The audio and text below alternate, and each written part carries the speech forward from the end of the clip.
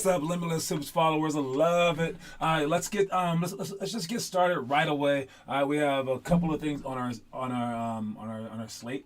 All right, today, one of which is this thingy right here. I don't know if you can see it. I guess I can move it up, but you've already seen it. All right, this is the day today, February 15th, where the discounts end, and we get to decide which of these three locations we're going to, if not all three. I don't know. I won't know till midnight because we're gonna wait till then to see who signs up and who doesn't sign up. So if you want to sign up, now is the time. All right, what we're gonna do after this day is that the prices go up. Nope, rewind. What we're going to do after this day is that we will cancel any trip that doesn't have enough people. All right. Then we're going to combine people, like let's say like that you signed up for Miami and no one else did, but everyone signed up for San Diego. I'm going to be like, well, do you want to do San Diego? And then you're going to be like either like, nah, give my money back, or like, yeah, I can do that. Just put my money there. All right. And we're going to figure out who wants to go where. And maybe you signed up for all three, but we're only doing like two or like one. I'm going to give those people their money back for the one that no one signed up for. All right. Then after that, after we have all of our eggs in a row and we figure out exactly how many that we have going to each place, we're also going to mix in the MLK team too. All right, those high school guys, we're going to mix them in to figure out our numbers, and then we're going to have a location and the teams that are going to that particular location, and then people can sign up. After that, up until we get like, I'll say 10. I think 10 is a good number to take out of state, because if we bring 12, there's not enough playing time to go around. Just not. So we're going to go with 10 max, and that's when you can sign up for a higher price. And since these guys had a choice between signing up for all three of these things at a low price or just paying the player fee, all right, they can pay this stuff later on at the higher price. All right, that's just the way that it is. But the higher price is the actual price. I lowered it so I can still put something out of my own pocket into this, because I do care about this stuff and I do want to do it. So that's everything that we're doing. Hopefully you can watch this message along the line and you can figure it out too. All right, if not, that's about it. We also have the Pres Day challenge. I was almost picking his nose. All right, but no. Abraham Lincoln / George Washington Day / I guess all 49,000 presidents. All right, it's their day, and we will have a Pres Day challenge tournament. All right, it says Aurora, Broomfield, Centennial, and Denver, but it's only going to be in the Denver and Aurora area for right now. All right, we will expand as we go on with these tournaments as more and more people sign up. All right, our tournament is located on our website. All right, it's kind of hard to get there because I sent the direct link to all the teams. I told them to share. But if you're ever trying to get there from our website, Limitless Hoops, you can just go to the main page, click on either monthly tournaments, or you can go up here from any page and click on tournaments like that. All right, and then you can take yourself to the bracket section, something like that. All right, and then scroll down and it says current. It's that link right there. That link will take you to our actual times and locations and everything like that. All right, so that's how you get to it, and these are the games. All right, this is when you play, when you don't play, when you might play in the future, depending on whether you're second, third, or first place, or you're the semifinals winner. All right, every grade is color coded. All right, so we have like the 8th grade will be in the dark color, 7th grade is in the green, 6th grade is in the pink. Blue is 5th grade, and then blue is 6th grade. Sorry. 5th grade is in the pink, and then 3rd grade is yellow. All right, they call you mellow yellow. So yes, that is everything to expect from our tournament. So make sure you guys are there on time so we can travel to get there to play our best. Get there early so you can warm up beforehand, and just so that you're ready to play, win this tournament. All right. Next thing, we got our quote of the day. Quote of the day is, actions speak louder than words. In the book, you might notice it says action. I gotta correct that. Our next wave of books will start in 2026. I know that's a long ways away, but for me, I'm like, finally, I get to take this typo out of the book. It says actions speak louder.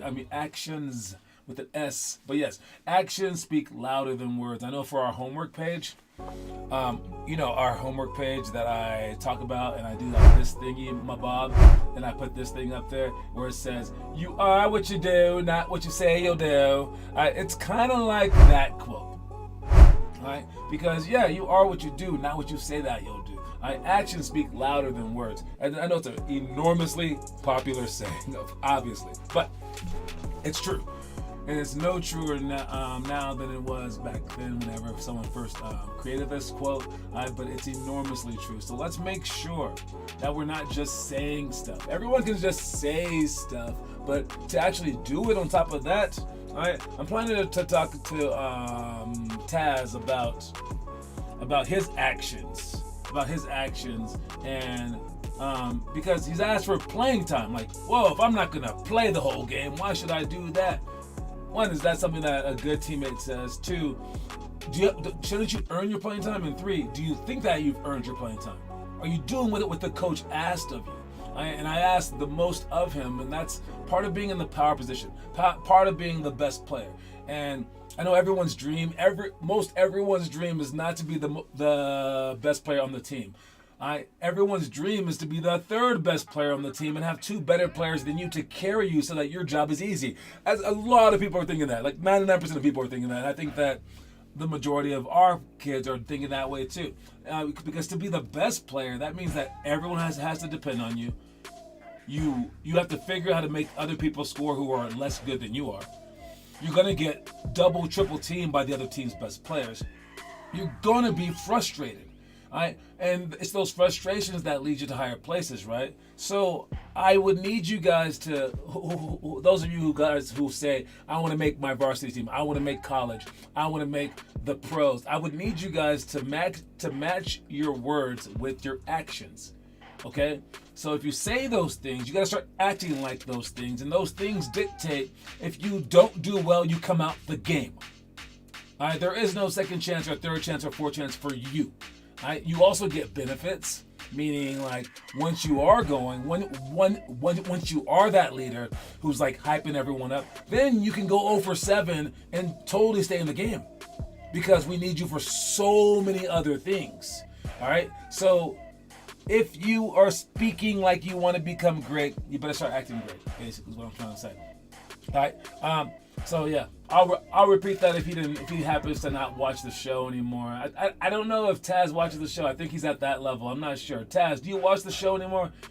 Do you still watch the show? That's the first step. Usually starts in 8th grade when people stop doing hard work. Is they stop watching the show and they're like, let me just work on my own. Then they stop doing their stuff. Then they stop coming to practice. Then they just like nothing. All right, those are the steps. Starts with not watching the show, though. I've always noticed that. Anyways, all right, let's move on. We got our itinerary of stuff. All right, this is our open gym that we would be having on Thursdays if we win Thursdays. Dribble tag, which is a fun game. We just do that for 5 minutes, and then one-on-one efficiency wins. I love the efficient scoring. Okay, you can score. You can have 0, 1, or 2 dribbles for this one-on-one game. 0, 1, or 2 dribbles. If you take 2 dribbles to score, you get 1 point. If you take 1 dribble to score, you get 2 points. If you take 0 dribbles to score, you get 3 points. So this forces the defense to play up on you to try to figure that out. And I like the balance of this because it makes the defense better, but also makes the offense better. So this is efficient one-on-one efficiency wins. Then we will play 5-on-5 cut through for 50 minutes. As for the team stuff, starts with reverse layups, baseline out of bounds for shots, loose balls. Press break, walk through, 49 seconds down by 3 with free throws, and then 5-on-5. When we talk about press break, I might as well go over that real quick. All right, just in case anyone's watching, watch our press break. Make sure that we actually do it. So when they're pressing us, all right, I'm gonna move all this stuff off the court real quick, okay? All right, but when they're pressing us, and we want our people here, and we want our people here. All right, and then we want the people taking the ball out to be like right there. Now, let's say that we're on the sideline and it's right here. Okay, well, we can still like act like there's a free throw line. What I don't want you guys to do is to stand this close. You can't stand that close because once you pass the ball in bounds, now you're easily double or triple teamed and it's so close. I need you guys spread out to where the free throw line would be. This is the free throw line right there, but if we're taking on the side, the free throw line is right there. So you space out. But let's just say that we're here for argument's sake. Put that right there. Put that right there. The ball's being taken out of bounds. One, spread the court. All right, put these guys on this half of half court so you can go to both sides, and then you're right there. We want to be able to screen across on the bottom side to seal, come open, pass the ball in one way or the other, and then this guy sprints up the court the opposite way, looking for the pass. And this opposite guy will flash middle. This guy will extend. As he presses forward, this guy will get behind him. All right, now we haven't worked on that this much, but this is how you break a press. As he passes the ball back, this guy will sprint forward like that, and then this guy will be forward, and this guy will have the middle, and this guy will have his back. And again, this guy is just free to reign like anywhere, and this is how they get you. Because if you can't throw this pass, they get to free double team you and guard all these guys. So it'll seem like no one's open and you can't even see that far because you're a little kid. Which is the only reason I don't believe in pressing or double teaming on presses for small kids, because dude, they literally can't throw that far. They can't even see that far. It happened to Kieran the other day.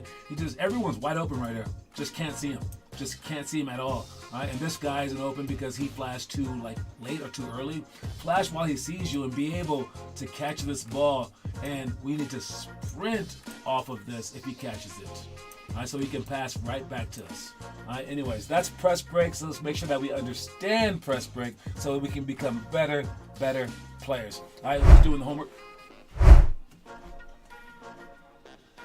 We got Teo with the Pro Hop series. I saw that, man. Dribble form shot. Actually, Teo did a lot more than just that. I saw that. I saw all your workouts, man. Oh, there they go. Right there. The pick and roll slip, the bank shots. And the rest of the stuff is from yesterday. Great job, Teo, doing all that work. I saw Weston's as well. Keep working, keep going. It's gonna pay off. Again, you have to make this work of yours a lifestyle. All right. There's push-ups, which is the monthly homework. You're supposed to do at least 20. I think it's 25 push-ups. Things like 25, 50, or 100, or 5, 10, 25, or 50 push-ups. I think whatever it may be. This is the month for push-ups. Make sure that you do it. It's in the book. All right. So, anyways, make basketball part of your life, and it'll lead you to really amazing things. Speaking of amazing things, let's watch our story of the day. If you see two players with one ball decide to cooperate and shoot shots to improve their game, you're watching two players whose work ethic will lead them to be very good. But if you see two players with one ball decide to play a serious game of one-on-one, you're witnessing two players whose competitiveness will eventually drive them to be great.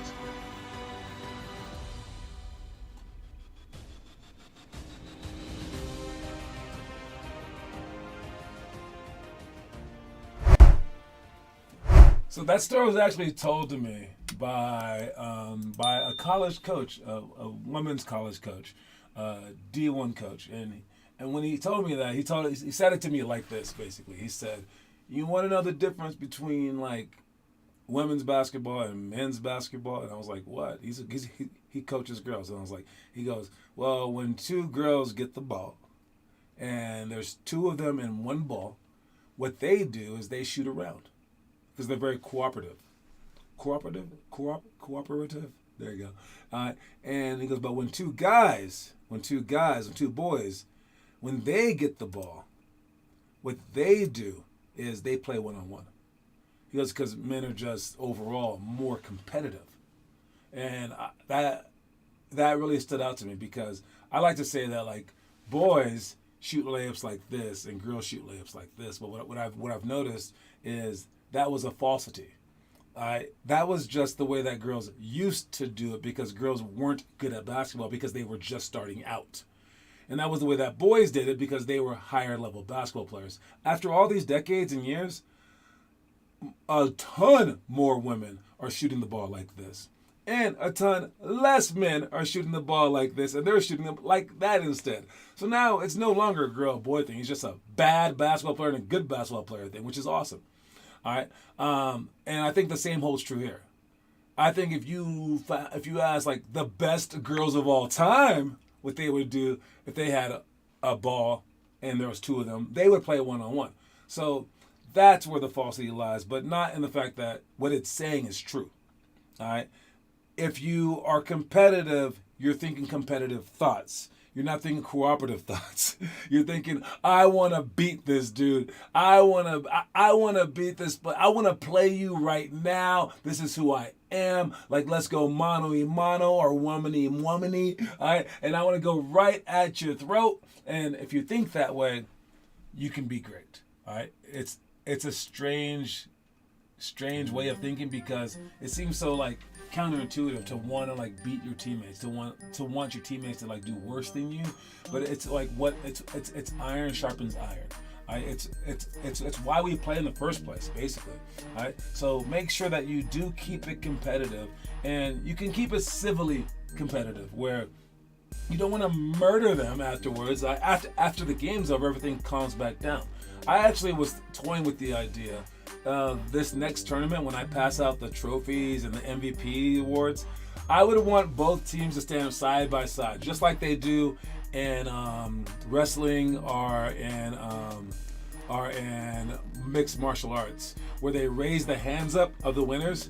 With the referee will either raise this guy's hand up or that guy's hand up, depending on who won. And so I would want both teams standing side by side, and I would film them. All right.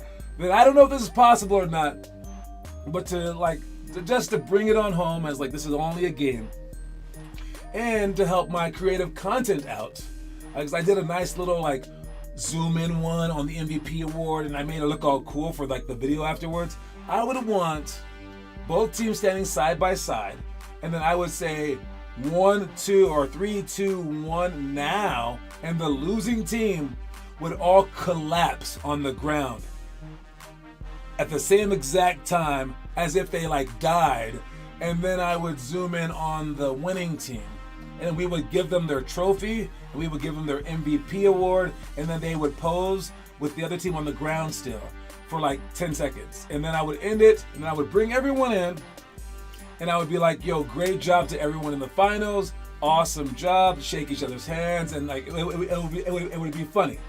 And then for the video, when they fall down like that, I'll have them like explode, and I'll shake the video and stuff like that. That's what I was thinking, and I think it'd be really, really unique and fun, and we could just do a different thing every single time. But that's my idea for this weekend, and I don't know if I'm gonna do it or not, because I think the other team might hate the other team. The losing team might be like, I don't want to involve them. This is not funny to me. All right, dude, you want to play with all your competitive juices during the game. Then after the game, yo, step up to the plate and say good job to them. Even if the referee screwed you over, good job influencing the refs. Good job with being lucky enough to hit a last second shot. Good job being lucky enough that I was off today, or whatever. You punched me during the game, but I'm not gonna die. I'll shake your hand. Being like that. So I'm toying with the idea. I really think that I'm gonna do it. I don't know. Leave a note in the comment section if you think that I should do it. If you don't think that I should do it, then let me know that as well. I am kind of silly and out there, so maybe this is too much. Maybe this is too much to handle. I don't know. Anyways, trivia question today. Don't know who's on, but this is the trivia question today. In which year did the NBA Finals have the highest viewership at 35.89 million viewers? All right, that's the trivia question. I'm going to play this little song for a little bit. If you know the answer, you put the answer in the comment section. We have Kieran leading 5 to 1 to 1 to 1 to 0. All right, in which year did the NBA Finals have the highest viewership at 35.89 million viewers? All right, it's a hard question. We don't know the answer, but if you know the answer, you put it in the comment section. When was the NBA at its highest peak? Now, in recent years, the NBA has turned to things like streaming, things like people are on their phones watching now.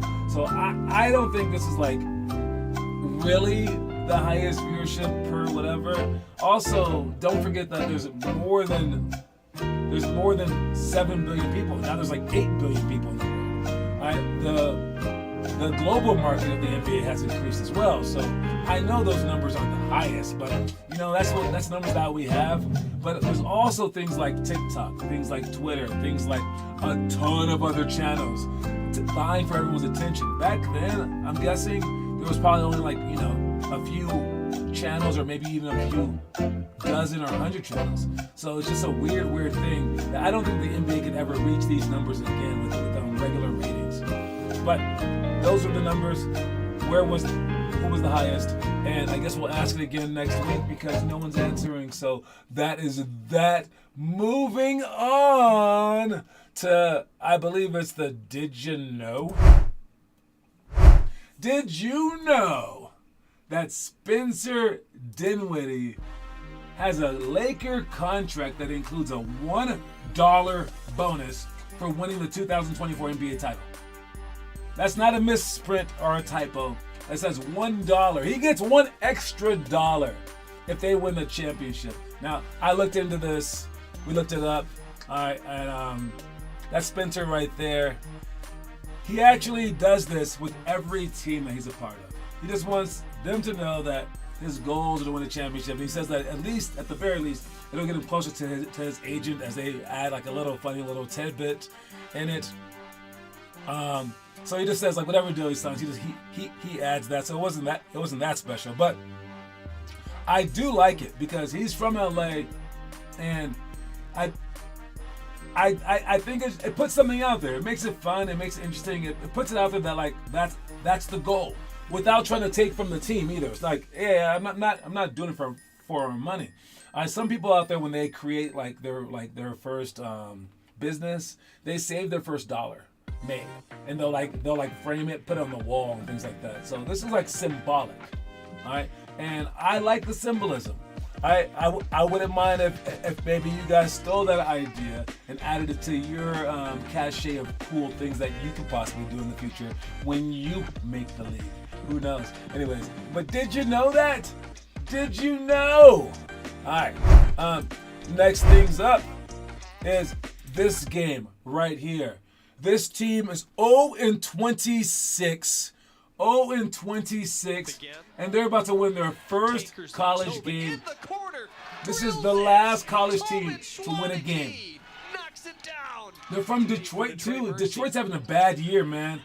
And the NBA, they're struggling, and now college, they're struggling. I wouldn't want to live in Detroit. Actually, I wouldn't want to live there even if they won the whole thing. So this is what happens at the end of the game, though. Watch this. As this team plays, they're easily going to win this game. I don't know how they haven't won another game. Were they just on fire? All right.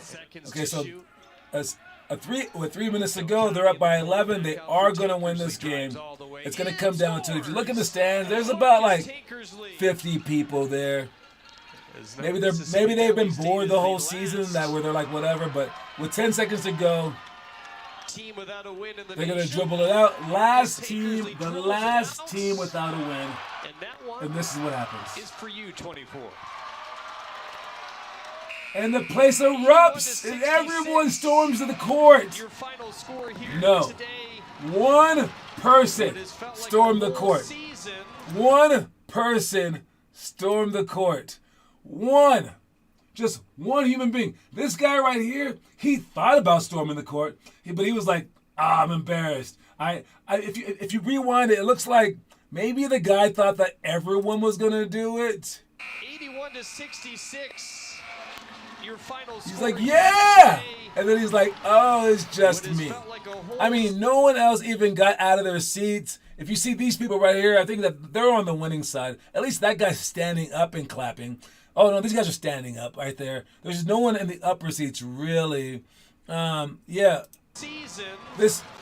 Okay, he's excited. That guy, he was excited. If you watch him with his, little, yeah, like that. Okay, so at least he did that. But he didn't storm the court. That guy forgot how to clap. He forgot how to clap because look at his hands. They don't quite even touch. Oh, my God. Okay. So It's virtually been a whole season. I think that the crowd just didn't know how to be a crowd here. They were like they're 0 and what is it? 0 and 26, 0 and 15 in conference. They just forgot how to be a crowd, and I don't blame them. I mean, I sometimes forget forget stuff, everything but knowing how to ride a bike. And these guys just literally forgot how to be a crowd. They were supposed to storm the court, and they did it, and they left my man on his own. But yeah, congratulations to Detroit Mercy. Thank God that someone had some mercy on them. And this fan deserves lifetime tickets to that game. Are they free? I'm guessing that it's probably just free anyway. But yeah. Congrats, guys. Congrats. All right. Now my man's Mello is talking about a player named Adrian Dantley. All right, let's see what he has to say. Don't say shit in practice. Don't talk. Don't. But that's how he was, though. But he was a Hall of Famer, he's OG, and it's like one day as I get older, I'm starting to ask him questions. No, hey, man, what you be doing, man? Man, I don't spend it down. He said, man, I got 5 houses on the island down here. I got 2 houses. I said, hey, man, you played in the 70s. He was like, no, man, I've been saving. Fast forward to like 2 summers, I'm back in Baltimore. He's the crossing guard of the DeMatha High School. Listen, word is born. I asked him, yo, why you? He said, no, I was bored. The narrative was he's broke. He's this. This man is probably one of the richest men that we know that played the game of basketball. So, Adrian Dantley. On the island down here, I got 2 houses. I said, hey, in Baltimore. He's the crossing guard. Adrian Dantley is one of the greatest NBA players to ever live. I don't know where exactly he is in the top 100 or so, but he's up there. And they say that some people were thinking he was poor or broke because he was being a crossing guard. And Melo cleared the air by saying, no, he's like one of the richest guys I've ever met. He saved all his money, put it into houses and all this other stuff, and he does the crossing guard thing because he's bored and wants to help the community. What type of rich person would you be? I think like down to earth people like this, they're the backbone of our society, and I love this. So it's a conspiracy theory that he's like poor and all this other stuff. It's a rumor, and I would say that it's a false rumor, and we just Melo clear the air right there. Because Adrian's not only been a player in the NBA, he was a coach. He's definitely made his money, but he saves it. He just saves it and probably takes care of his own and things like that. So good for Adrian Dantley. All right, no more conspiracy theories for him. All right, move on to the next thing, guys. All right, and this is our social commentary, our social experiment time. Someone that you're guarding shoots a shot in your face, and you try to block him, and he hits it right in your face. Then he does it again, right, like you're guarding him perfectly. Hits it in your face again, but now he's open. Has a shot, but he pump fakes it, looks at you, dribbles towards you, and then hits it in your face again. Then he's on a fast break layup, stops, doesn't shoot the layup, finds you, and hits it in your face again. And he keeps doing this. What will happen for the rest of the game? Like, what's your next course of action? I don't know. Just try to guard him? I don't know. I think what I would do is I would try my best on defense, even though it's quite impossible. He's even You can say the real answer. Yeah. I'd probably get mad and start, trying to fight, Yeah. All right, so what would you do if some guy just kept busting the shots in your eye? I've been thinking that my entire life, and it's like what comes down to pride. And it's a weird, really strange thing. I'm not going to say just like fight everybody at the same time. I'm not going to say that you should keep your hands off of them. You should definitely do a little something to them. All right, and it's not going to happen exactly like I did, like we described right there. But it happens all the time, and it's what kind of pride do you have? It's when you're in the NBA and you've made enough money, and then you don't have to win games to make more money. then what do you do? All right, it's when you've made the team and you don't have to be that good. You want to get better. It's pride when you get sat. Should you just give up if you don't make the team? Should you work a year to make the team the next year? It's what kind of pride and what kind of person are you?